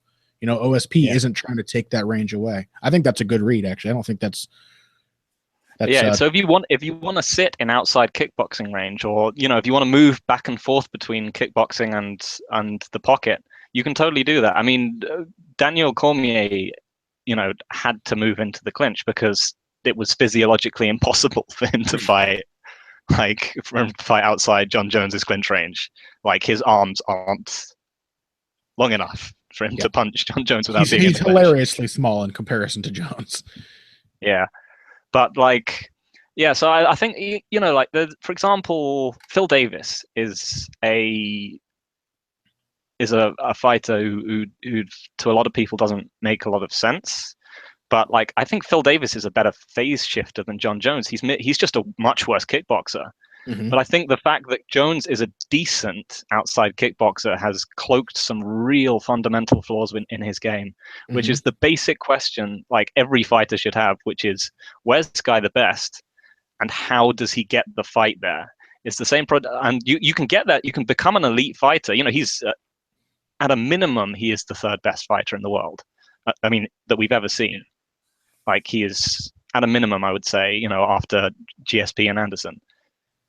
But I would still say that, for example, Luke Rockhold, you can ask the very simple question, where's he the best? And then you can ask, but how does he actively get there? And it's not actually a question that you can answer. He has to rely on his opponent trying to take him there. Maybe that is a factor of Jon Jones, the championship fighter, more than Jon Jones innately. Because, as I said, early UFC fights, we did see Jon Jones being more aggressive, playing with phase shifts more, feinting different attacks to set up others. Yeah. And we don't see that much from Jones these days. Maybe it's because Jones is now used to being a champion, that defensive mindset, basically, that they're going to take the fight to me. It's my job to hold on to the belt. It's my job not to lose. And that is a mindset that separates a lot of champions, reigning champions, from the rest of the pack. So maybe that's or even reigning champions from short-term champions, people who defend the belt once or twice and then lose it. Winning the title takes an entirely different mindset and skill set from keeping it. Phil and I have talked about this a lot, but we both, I think most people who spend as much time as all three of us do watching fights can agree that there are a few things more rare and more impressive than people who hold a belt for a long time, because it takes a skill set that you don't need for any other portion of your fighting career. That defensive mindset is not necessary. In fact, it's almost a detriment if you're trying to fight your way to a title. So you got to be the kind of fighter who can tear through the division, but then change to prevent the same division from coming back at you once you've gotten to the top. But it does make Jones very fascinating. But the point about him not being very good at taking the fight to his opponent anymore stands. And I think that's probably what we're going to see a lot of in this fight.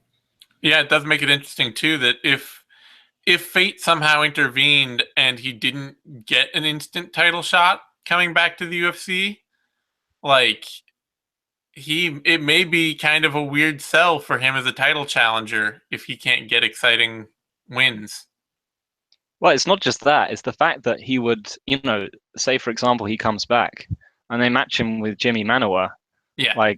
I'm not saying Jimmy Manuwa would beat him. That's crazy talk. But Jimmy Manuwa can beat him. Yeah. Because Jones would literally hang out in Jimmy Manuwa's operating space. And, I mean, I suspect that Manuwa is just 2 foot slow. But it's still it would not shock me. 2 foot slow. It's just that can he knock Jones out before he ends up making the kind of poor decisions that, Manuwa just makes some really bad decisions when he gets into wrestling exchanges. But that's the thing. Jones doesn't force wrestling exchanges. Yeah. He hasn't really for a very long time. If someone wants to kickbox him, but that's his. But even I guess not even wrestling exchanges, but I'm even talking even clinch stuff. like Manawa will default to overhooks, or like, you know, you make a move on him and he'll default to like trying to go for a guillotine and stuff like that. That even if you weren't looking to take him down, could result in taking him down. He looked, I mean, the counter to that is he looked way better than that at that kind of stuff in his last fight against Corey Anderson, who does push a wrestling game.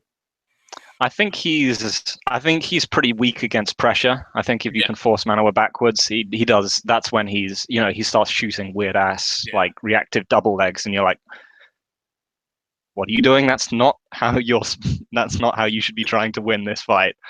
But yeah, so I mean, I guess the fact would be like whether I think to get him to do that kind of stuff, you need to push him backwards, and I'm unconvinced that like Jones would do that, and it feels sacrilegious to be saying that, like, you know, Jones could lose to, you know, as said, one of the best fighters ever could lose to Jimmy Manuwa, but I feel like there's a kind of class of large kickboxers in the division that are just like, he hasn't built his game to take them out. Like it's going to be tough. It's always going to be tough for him to fight big, even semis. It's always going to be tough for him to fight big kickboxers, basically. Yeah, who are uninterested in clinching with him. Yeah, the interesting thing I'm interested in there too with that is just like, if Jones does not excite people coming back, like if he doesn't win the title or doesn't get to go right back into the title and win it, which if DC is still champion at that point, it's hard to say that Jones won't win the title back. I mean, the dynamics of that matchup are decidedly in his favor. Yeah. But without the title, it may, you know, he's got enough tools to win any fight, but it just may be like, without the thrill, people are going to start speculating all over the place. I mean, the failed drug test didn't help him at all. And, you know, that was like a big thing coming, like, for this. People were like, you know, oh, like Jones post USADA and stuff. And even, you know, I don't even think he got busted until after this. But yeah, it's the drug tests, the powerlifting. There's all these narratives that you have to bring in. I think the mindset of the champion is really the thing that makes the most sense to me. And so what I'm basically getting from this, I forgot to tell when the round began, by the way. Sorry. The round began about 15 seconds ago now. When Jon Jones does sorry, my cat's going insane. When basically what I'm hearing from this discussion is that in 5 years, when he's an old and slightly more broken down fighter, Jon Jones will lose to Jared Cannonier. That's what I'm hearing from this. I mean, honestly, that's kind of the style of fighter that Phil is describing, like a powerful, long-range kickboxer who just doesn't care about closing the distance and doesn't want to grapple. That, I think, honestly, like, you could make that Jones's comeback fight, and if Jones didn't get takedowns, Cannonier might actually make him look kind of bad. Yeah, the only problem with that for Cannonier is that he will literally just walk himself to the mat. Cannonier will take himself down if you don't take him down. He will grab Jones's wrist, put it around his neck in a front headlock, and then just fall onto his back and end up in a mounted guillotine. Yeah. That's where Jared Cannonier's takedown defense is after his last 2 showings. What can you do, man?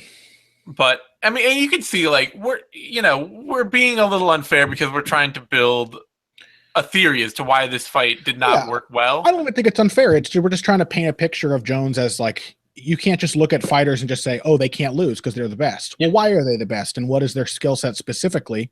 Right now we're seeing Jones on the end of jab range and kicking range with OSP, and he's not getting much done other than just he hit a nice spinning back kick, and he's hitting some really good kick. Like, he has a very good range kicking game. Mm-hmm. It's just that his range boxing game is not nearly what you would expect for somebody who is as rangy as he is. Like, yeah, and the range kicking game doesn't feed into a boxing game of any kind. It's just pot shots. Everything, all of his kicks exist on their own. Like, and then Jones throws a much better elbow than he does a like straight right hand. Yeah. Yeah. You know? MMA people. Like OSP is a really weird dude because I often think that, you know, because he hurt his foot in, which was it? Was it the Cavalcante fight, right? Mm-hmm. Yeah. I often feel like he's limping anyway, just because he has such weird, like, footwork. Like, Yeah, just the he's got- way he moves around is just so bizarre. He's kind of like up on his he, like, toes, locks his gait. OSP is in really weird ways. He's a complete boon to analysts because he is the all-time great example of what if this great athlete just decided to like fight people. OSP looks like MMA's version of like Bryant Jennings, like a football player who becomes a boxer. Exactly. And it's just a great athlete who decides to fight, like you said. And you know, he never left his tiny camp. He never went and got really great training. So he's just this great athlete who's slowly become more and more comfortable with the cage over time. And lately, it seems that as that athleticism starts to go away, he's really starting to hit some huge problems. Do you think his athleticism is fading? Do you think that's the reason that his I think he's losing a half step, just a little half step.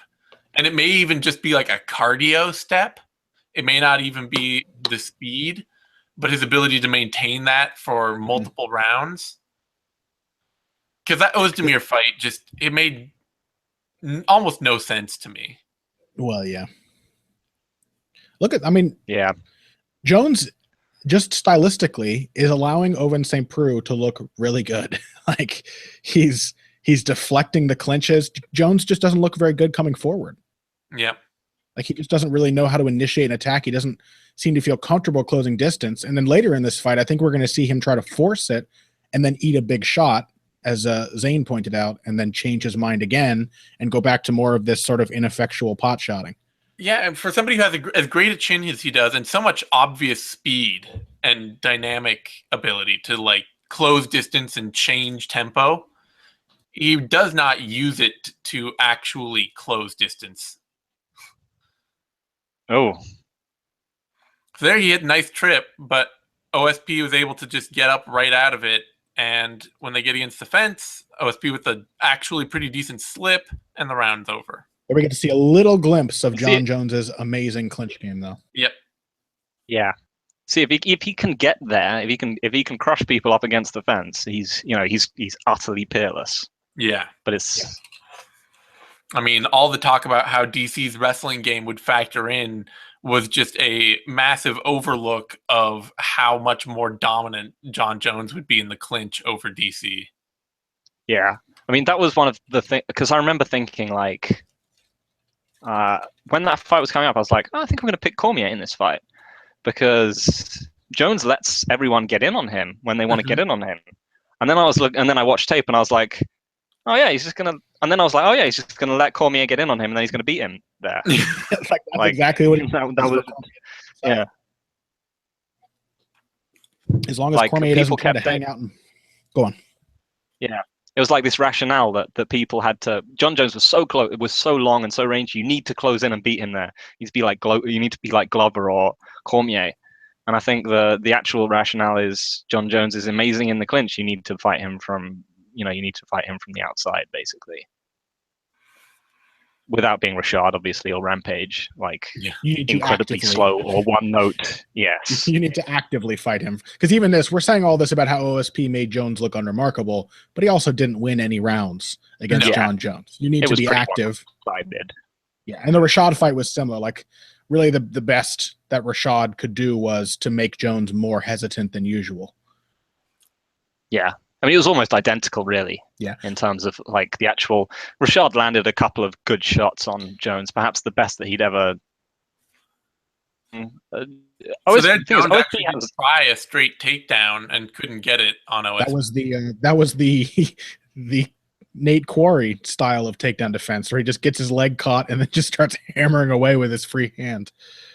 Yeah, while OSP doesn't have like particularly good technical takedown defense, if you put him in a situation like that where it's just weird and like yeah. it's just all about natural balance and athleticism, he's like, yeah, I can do this. I can just stand on one leg punching you all day. And that's the kind of thing I think that's starting to fade out of OSP's game lately, or that doesn't seem to have shown up in his past, especially in that Ozdemir fight. And Dennis, I know he's fighting again. He fought Manawa since then, or was OSP after Manawa? I'm getting my... Ozdemir was after Manawa. Ozdemir was after Manawa. Okay. Yeah. So, like, but that's like those past couple fights. It just feels like the things that were the athletic weirdness that was getting him wins that were carrying him up the division just seems to be less and less of a factor. That Ozdemir fight. It also might. Yeah, it also might be that Jones kind of broke him. It might be. He got exactly the fight he wanted, and Jones still pretty much, shut him out. And it's pretty common for people to, get to the. We've talked about it a bunch. Get to the, and everyone knew Jones is the top of the metaphorical ladder to get there, and then just have very, very little apart from surviving, and then fall off. There's some of the things, like, OSP hit a great knee in there and then is able to just push Jones off. And that's kind of what I mean, too, with, like, Jones' physicality in the clinch. And he's surprisingly effective here, too. Like, when he's kind of got a nice neutral position, he's just sort of flashing the jab. I mean, of course, Jones gets in the clinch, and it's just, like, a nightmare. High head pressure. Yeah, like this is so obviously where Jones does his best work, but OSP is able to fight him off and is able to but this is the kind of fighting off that Glover and DC both did, where if Jones was able to have that range for another round or two, it would be entirely one-sided. Yeah. But there's where OSP starts to land some hard shots that I think really just kind of and to the point about Jones's mindset. His body language really, really reminded me there of the fight with Gustafsson. Cover up, try to make space, just frame, and just suddenly did not look like a natural fighter anymore when somebody was able to hit him in punching range. Yeah, it's kind of. I mean, it'll be really interesting to see Jones come back because he's had another long break, and this could be it makes me wonder if this is just going to be one of those weird, not only is it not a good fight, but it's also just a very telling fight for both men, like a diversion point for both of them. I think that's the thing. If Phil, you can go on. Sorry, we have a thing where we keep talking at the same time and we can't tell. So the thing is, if Jones does come back and kind of struggles against, say, like a Manua or a more likely a Rumble, I think there will inevitably be, post-car, be pre-car crash or even pre-USADA Jones, and people will mythologize him as being kind of unbeatable before all that happened. They'll be like, it'll be like, oh, that was a very nice, that was a great jab cross from OSP. Yeah. But the fact, I think, the fact will remain that Jones, I think, had settled into a groove as a fairly flawed fighter who was nonetheless a very perfectly designed to beat a certain class of high quality opponent like Cormier and Glover. I think it just depends on matchup. Like if you were to give Jon Jones, say Misha Serkinov gets a top 10 win and you make him Jon Jones's comeback opponent, I think Jones could tear through Misha Serkinov. Oh, yeah. But if you give him Jimmy Manuwa and he doesn't look as good as you expect, he'd probably still win. But if he doesn't look very good, I really am buying into your idea of it being very matchup dependent. And I think in this fight, I think it's probably the most because the Rashad fight, for example, similar style of fight, way more dominant for Jon Jones. A lot more damage done, a lot more creativity from him. I think that the thing here is that this is a uniquely difficult combination of an athletic opponent who doesn't want to close the distance, but who is also basically Jon Jones's size. I think those three things make this, even more than Jimmy Manuwa might be, a fight in which Jon Jones just doesn't get to look like the fighter he built himself to be as a champion. I mean, that's basically why I think that Rumble will absolutely destroy him if he ever fights him. Yeah, Like, I don't think it would be. I don't actually think it would be like a lot of people would be like, oh, maybe Rumble can catch him early. I don't think it's even necessarily a Rumble catching him early thing. I think everything about the way Rumble's style is built is a nightmare for him. I think it's the fact that Jon Jones is based around kicking, and if Rumble's nickname wasn't Rumble, it would be Captain Kick Murderer, Kick Destroyer. Like, screw you, you know, your title as nickname maker Supreme has just ended because Phil just hit us with a ringer. Captain Kick Murderer. I love it. You know, that's like one of his main things is like brushing aside push kicks and countering them. Like that's like one of his. Apparently, people have trained with him, just like, you know, don't kick this dude. And also like, rock hold, kicking you really hard in return as well. Yeah, like awesome. And yeah, he's a great pocket leg kicker. No one's ever really kicked Jones's leg. OSP doing there? I don't know. He's flashing equation to the clinch, I think, which actually worked. I like this from OSP though. I like working off the jab, throwing combinations. Jones doesn't really know how to be on the end of someone's jab who isn't trying to come forward. Yeah. He was actively dissuading. It was interesting to see that because he's doing this weird. OSP was doing this funky dissuasion of the clinch where he was just flashing an elbow like from 5 feet away. He's flashing an elbow, and Jones is like, "I guess I better not throw anything then." Nice straight left there from Jones, by the way. Yeah. So like almost all success that OSP has been kind of these off-beat strikes that he's thrown, where he's either done a quick feint into a strike or it's been a 1-2, and those are kind of un-OSP things to do. And you know, he's arrhythmic, but he's rarely an active feinter or an active, you know, combination puncher. He's doing a nice job though with like the active lead hand and feinting, and he's taking little angles off of these jab feints. But then he also goes into these periods of the fight where he just becomes really inactive, and Jones just gets to start pot-shotting him. Like now, I think he's also tiring. I think we can definitely see that he's slowing down. Yeah, OSP's never had much more than a 2-round gas tank. So in a 5-round fight, that's certainly not helpful. You guys remember back when Gegard Mousasi beat him? Yep. In Strikeforce? That was weird, right? Strange path of a light heavyweight contender. Yeah, purely with wrestling. Yeah, he completely dominated OSP with wrestling. Very strange. I mean, Gegard Mousasi's just kind of he's got a weird ass career. He's amazing. Yeah, OSP's hiring. Which is the round do you think in which Jon Jones breaks OSP's left arm? Because he's still throwing it now, but I recall in the last 2 rounds of this fight, he basically doesn't even flash it as a jab. I don't know. He must have kicked it at some point. Yeah, it's a body kick or a high kick that gets blocked and it breaks his arm. Huh. Yeah. Maybe it is that. Maybe might have been there. Because he's got it low and he's using it to just kind of like he's only using the forearm. He's not using his hand to catch anything with that. I think we may have just seen it happen actually. He just blocked a body kick and suddenly stopped wanting his left hand. Well, he's throwing it. He may, but that doesn't mean it's not broken. Yeah. Like the way he's holding it down. Yeah, it does look nice head kick. That was nice. Yeah. Like Jones still has so much speed and creativity. It's not his range striking is not built around fundamentals. Like it's not built around boxing fundamentals. Yeah. Well, he had OSP plotting after him there, and he got to pick him off and look okay, like he did against Daniel Cormier.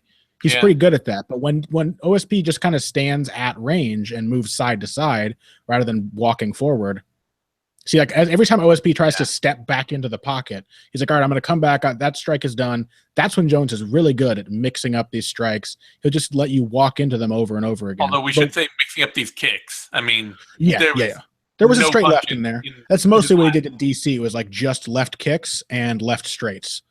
But he moves well enough and knows his range well enough that he can walk you into him if all you're doing is just striding into the pocket. But here at this range, I think he has a lot more trouble.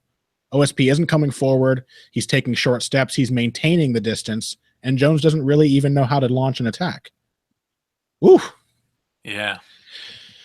The weird mindset of Jon Jones, too, I think we can talk about in the championship rounds here, where Jones, when told that he had broken OSP's arm, was just delighted. I mean, it was like the best news he'd ever heard. He was so happy to hear that. He's a very strange man. Oh, I mean, I always kind of, I don't know. Maybe it's me and I'm weird, but I always am a little happy to hear fighters who actually like fighting. You know? Sure. There's no question that Jon Jones likes hurting people. There is no question. Like, I mean, and it's not that I think that they're great people. There's no part of me that's like, and that means I think Jon Jones is a great dude because he likes to fight people or he likes to hurt people. But it's a certain brand of honesty, which is especially weird to think of in relation to Jon Jones. But it's like, I mean, your whole profession is based around your ability to hurt people. So I'm happy to hear you actually tell me that you enjoy it. Well, that's Jones, right? I think the only time Jon Jones is truly honest is when he's in the octagon. I think that's Jon Jones, and everything he says is like some layer of, how am I being perceived right now? Whereas in the cage, I just think he likes beating people up. Yeah, I mean, like, it's hard for me not to enjoy Shinya. It's one of the things I love about a fighter like Shinya Aoki. Oh God! Like, there's no question he's reveling in his ability to hurt you right now. He would tear somebody's arm completely off if the ref didn't stop him. He would do it. And he would dance around holding it, flailing that arm by the wrist, and spraying blood on the crowd. Yes. Oh, he'd flip everyone off. He would probably have some like vaguely racist, nationalistic Japanese t-shirt on while he did all of this. Classic Shinya Aoki. So, yeah, for me, it's always a special brand of honesty that a fighter can bring with them if they're actually like, I'm happy I hurt that dude. Hey, that's giving us a good letdown fight, though. How about Aoki Melendez? Oh, that's a good one. Yeah. Here we go. OSP now, mostly fighting southpaw, mostly trying to just throw right jabs. I think the left arm was broken in round 3. Yeah, I think that we probably did. Like right as I mentioned it, I think we may have seen the moment when he fractured that forearm. But so do you guys have both read, I think was it Greg Howard's piece about Jon Jones, how Jon baddest Jones motherfucker on the planet? Motherfucker on the planet. It's a fantastic piece to anyone watching this who hasn't read it. Yeah. Greg Howard, Jon Jones.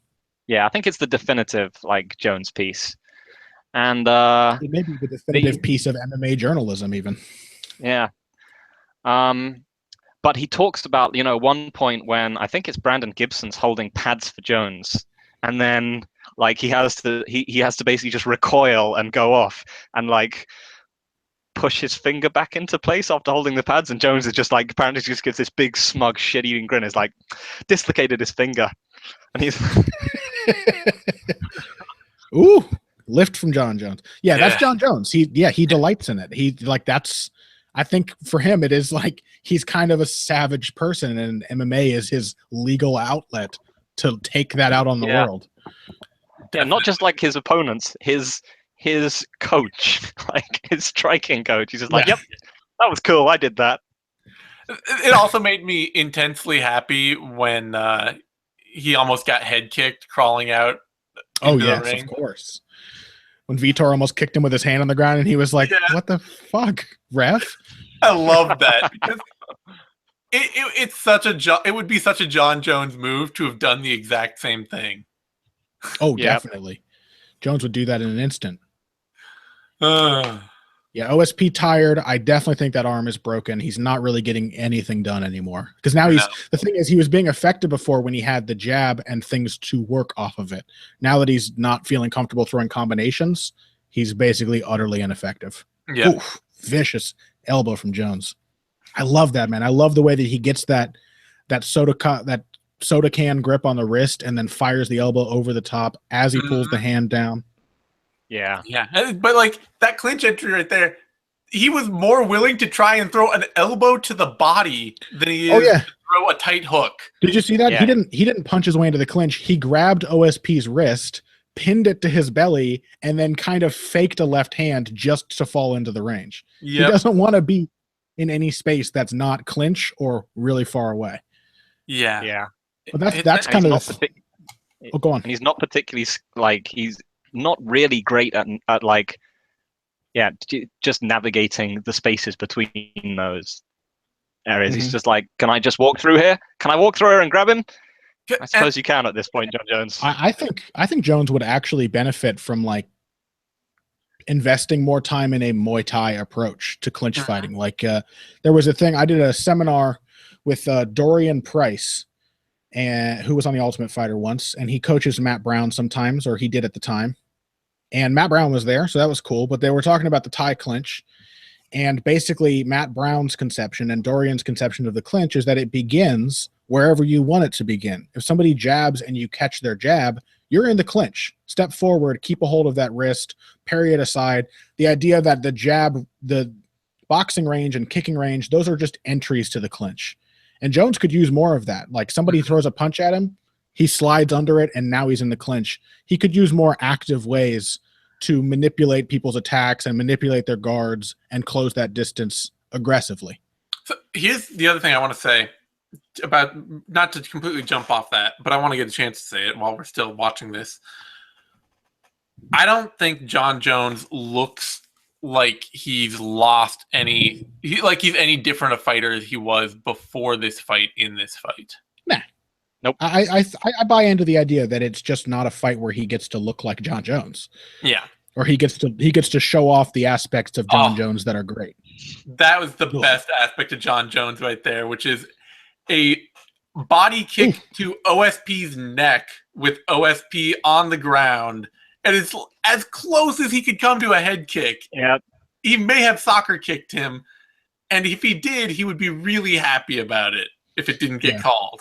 That's the kind of stuff I expected from this fight, too, because you can see when Jones gets OSP on his back, there is absolutely no common ground between them. OSP cannot possibly compete with Jones's ground game. Yep. Man.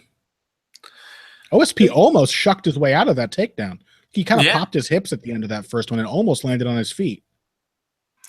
But so, yeah, like I think it really is just about OSP. You know, once OSP gets tired and stops putting out the volume at range, then you get to see the Jones OSP fight that everybody expected would come. And Jones is still not a great finisher. He's still like, you know, he doesn't have a massive power game, and he's not a sub-hunting finisher. So he doesn't finish him, but it's just that fact that OSP was a really weirdly bad matchup for Jones in a way that unfortunately has especially going to look bad in hindsight for a lot of people, because OSP has not looked anywhere near as good after this fight. Yeah. I mean, this must have been a horrible fight for him. Oh, like, yeah. Jones must be just a horrible person to fight. Like, he's just so tough, and he just keeps going, and just, you know, he's always kicking, must be always kicking you in the leg. Like, it's just, he's completely tenderizes every area of whoever's he's fighting. He's got a ridiculous chin. And like, even he must just be a nightmare. The piss out of him for 4 rounds, he will make the 5th round hell on you. Like, yeah. I mean, his competitive, like his will to win is absolutely undeniable. Yeah, it's insane.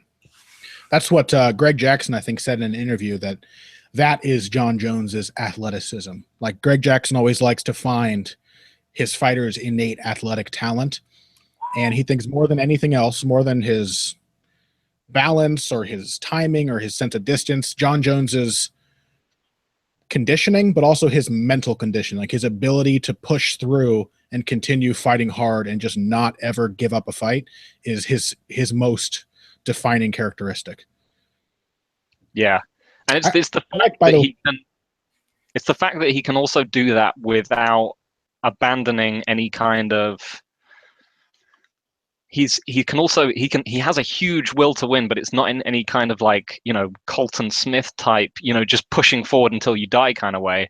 It's always being modulated into a, you know, a cogent game plan using the skill set that he has at his disposal. I mean, admittedly, I think people I've been banging on about, I think the structural components of his game are a little more flawed than people give him credit for, but the adaptations that he makes within that context are still extremely impressive. Yeah, absolutely. He's almost like a very mean George St. Pierre in that sense, where which is probably why, as you were saying, a lot of people who fight Jon Jones have kind of a rough run afterwards. Like you fight Jon Jones and you're like, this guy just wants it 100 times more than I do. And I want it really badly. And it hurts to know that he's just going to get it, even though I really want it. Like, I just don't have what he has. I think that's probably part of what happened to OSP in this fight, because as you guys both said, and as we've been harping on about throughout this thing, he got the range he wanted. He got a lot of the fight he wanted and just couldn't really get anything done. Like, even his big shots, Jones just kind of shook him off and then went back to business.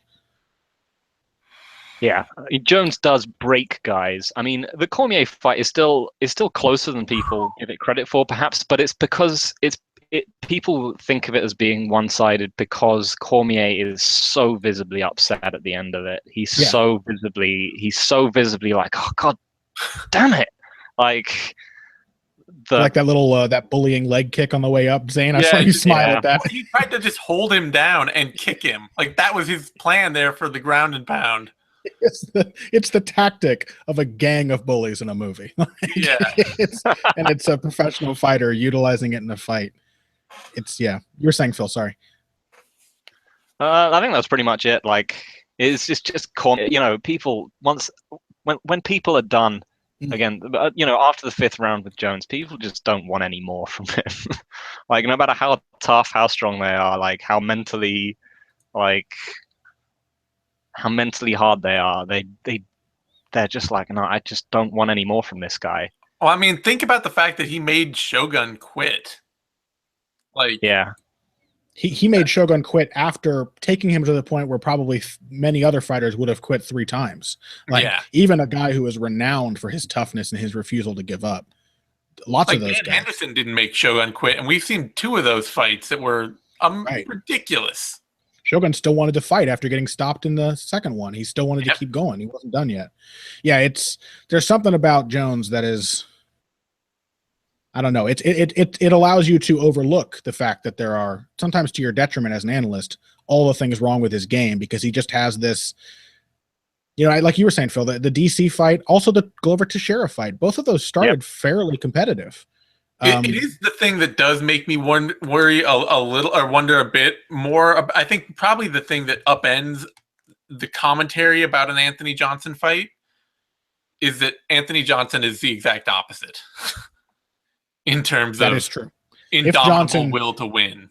If Johnson does have success, but it doesn't lead to a finish, then it could very well be Jones getting his shit kicked in for 2 rounds and then destroying Rumble in the later rounds. Like, that's a distinct possibility.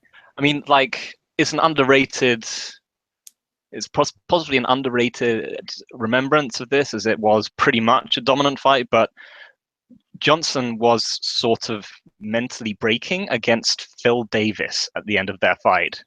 Like, people don't really remember him shit kicking Phil Davis for 3 rounds, but at the end of that fight, like, Johnson starts shooting random takedowns, and like Davis starts working on a kimura on him, and it's just like, what are you doing? He gets like Jake Shields, where he's just like, he's been sort of so upset by the fact that he can't get this guy out of there that he's simply like, he's starting to disintegrate just due to the fact that he's still standing there after he's unloaded on him for 3 rounds. And that gets magnified if the guy, instead of just surviving and still doing his Jake Shields thing, comes back and just redoubles all of the damage you've done to him, which is what Jones would do to Anthony Johnson. If he got into the 3rd, 4th, and 5th rounds, he would come at him hard, hard and intelligently, as we've said. So I hope that fight gets made someday. I desperately want to see it. I do too. Yeah. I do. As I said, my suspicion is just that Rumble would just destroy him so bad that it would, even like sort of mentally weaker guys get a huge, like, they get a huge kind of burst of confidence if they really seem to be overperforming. That everyone in their first like title win, there's often these cases where guys come out and they start winning. Your Cody Garbrandts or your TJ Dillashaw's or whatever. They come out and they have the performance of their career. They just come out and everything is clicking for them, and they're just surging on this wave of unbreakable confidence. That, I don't know, I just feel like it would be too I just feel like it would be too much for Jones. The style matchup just seems utterly wrong for him. Do you from my perspective? Do you think that would tarnish Jon Jones's legacy in any significant way, or could it be? I'm thinking of the parallel I can think of is Zane got his obscure movie reference, and I get to make my obscure boxing reference. There's an amazing fighter, best bantamweight of all time, one of the greatest boxers ever, named Eder Joffre. And Eder Joffre is just a delight to watch. Just like he can fight with anybody, he can outbox almost anybody. He's just a super well-rounded boxer puncher. But he fought a guy named Fighting Harada twice, and he could not beat Fighting Harada. Harada was just this whirlwind of pressure and power punches and shotgun jabs. And Joffre, who is the greatest bantamweight of all time, could not beat another bantamweight in his era. It was kind of the guy who ended his career almost. So would it be that? Would we still be able to remember Jon Jones as an amazing all-time great? Could he still be ranked in the all-time rankings above Anthony Johnson, even if Anthony Johnson were to destroy him? I think he'd still be in the all-time rankings, but I think what we'd see is Jon Jones as a cautionary tale. I think that would be the dominant story. It would be that he was unbeatable before the accident and was flawed afterwards. Whereas, I think there's probably a little more nuance to it than that. But I think that's how history would remember him. Yeah, which that actually, I mean, that seems unfair to me because I really, as we were talking about with this fight, I don't think Jon Jones' personal life has really ever shown up in the cage in any way, shape, or form. Nah, no, this is very much except for the Gustafsson fight, where he was. And even that fight, we got to see Jon Jones being Jon Jones prevailed by just being insanely tough and not willing to lose and adapting intelligently to an opponent who is almost in a Garbrandt Cruz type of way, surprisingly effective against him. Like no one expected Gustafsson to be that effective. Jones still pulled it back, although in that fight, Jones, I think, did come in out of shape for Jon Jones. He came in underprepared and did not take Gustafsson seriously. I mean, I think he talked about he basically only trained hard for like 3 weeks. I wouldn't even call that like Jon Jones' life intruding on that fight. Like that could, that's the kind of thing that might happen to any fighter in given circumstances. Like any fighter might not take an opponent seriously, or make a mistake in training, or not be as prepared as they should be. That's just part of fighting, the overconfidence of a newly crowned and reigning champion. Yeah, but it's the idea that PEDs or drug use or going to jail or whatever other stupid shit he's getting himself into, that would be intruding. That those would be the reasons that he's not training, or that he's not winning, or that he's not dominating. We haven't seen any of that yet. Yeah. Mostly I feel like the Gustafsson fight is just sort of, I feel like it's, again, he doesn't look any worse really to me than he does in his other fights. And maybe that's just a fact, maybe just like the fact that he's able to put out so much focus once he actually gets into the cage. Maybe that's just like, it just overwhelms the fact that he didn't take the fight seriously. But I don't think he looked much worse. I don't really think Gustafsson's been talked of as like a hard matchup for him. I think like as far as like stylistic stuff and direction of movement, I think Gustafsson is an average matchup for him. I think like they'd have close fights between each other. I don't think he's particularly difficult because he kind of flit in and out of the pocket, meaning that Jones can like set up the round kicks to catch him. He can kick him on the way in. I think Jones's nightmare matchup is someone who simply stands in the pocket and try and counterpunch him. Sure. Yeah. So I think him and Gustafsson can probably like split. I think they could fight 100 times and Jones would win like 55 of them. Maybe this is we didn't really talk about this fight much as it was playing out, but maybe that's the way this show works, because much as with our lightest Silva discussion, we've ended one of our silliest fucking episodes with some of our most profound and insightful like big picture fight discussion about the nature of Jon Jones and how his career will be remembered and all sorts of stuff. But this is an instructive fight for that kind of discussion because we get to see somebody. It's the difficulty between analyzing Jon Jones stylistically and then just looking at him as Jon Jones, you know, like being shocked that anyone can compete with a guy who has built a legacy like the one Jon Jones has built. That can kind of you into overlooking people who are genuinely tough for him. And it's also, I mean, it's also why I thought, you know, I was talking about how like OSP is an analyst's dream because he's such a blank slate for other really great fighters to work against. You know, it's like, what do you do against this huge, power punching, fast, athletic, diverse, and totally underwhelmingly technical fighter who is going to be in there with you? Like, we get to actually see how your game works because you just, you know, the dude you have in there against you is going to compete with you in the ways you let him compete with you. Yeah, it's it's a different angle on what I'm always talking about, which is certain fighters being a matchmaker's dream because you know exactly how they're going to test the opponent. With OSP, you don't know exactly how he's going to test them always, but you know that he will test them just by being an athletic freak, basically. Yep. And it gets you, you know, we see in this what the modern Jon Jones game is, because I don't see anything different out of that fight than Jon Jones shows, except this misconception fans have that he is this range-striking wonder kid. Yeah, he just couldn't have his way with OSP, but we still saw all the things that Jon Jones does well, just in smaller glimpses. Well, I think the misconception is that Jon Jones fights people where they're strongest because he wants to beat them there. Yeah. It's because he fights people where they're strongest because he has no actual way of pushing the fight to where he's strongest. Or it's also that people didn't realize that where he's strongest is in the clinch. And so like, oh, well, you know, he's fighting this guy inside. He's fighting DC in the clinch because he's going to dominate him where he's best. And it's like, well, that's where he's best. He's better than DC there, and he's doing it because that's where he wants the fight. Yeah. You know?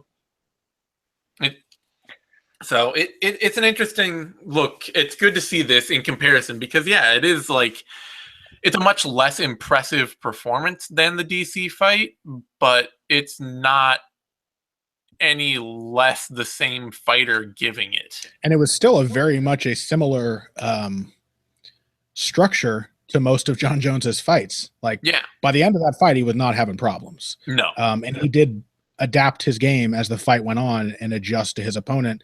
It was just a much slower paced version of the kinds of fights we're used to seeing from him. By the end of that fight, he was holding OSP down with one hand and kicking him in the body.